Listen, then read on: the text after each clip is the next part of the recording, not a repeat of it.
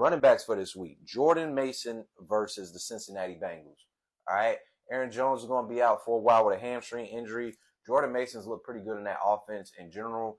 And this week, he's also playing with a backup quarterback, Carson Wentz. All right. So the main reason I like Jordan Mason this week is purely off of value.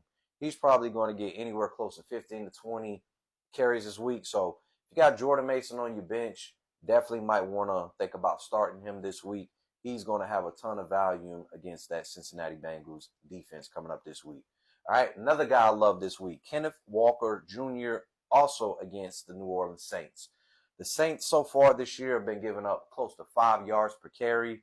I know a lot of people are worried about Kenneth Walker and Charbonnet. Who's RB1, who's RB2, who's getting the carry. It's been kind of very week to week. Charbonnet was better week 1. Kenneth Walker was better week 2. But I like Kenneth Walker going into the third week as well, simply because the first week Kenneth Walker was coming off an injury in camp. Kind of had to get his wheels back rolling. And I thought he looked really, really good in week 2. Going against the Saint defense, again, giving up over 5 yards per carry, basically. I think Kenneth Walker is a good start this week. If you got him, lock him in. And last but not least, man, that guy, Bill Marokrosky from the Commanders, going against the Raiders this week. Main thing with him as well is going to be value.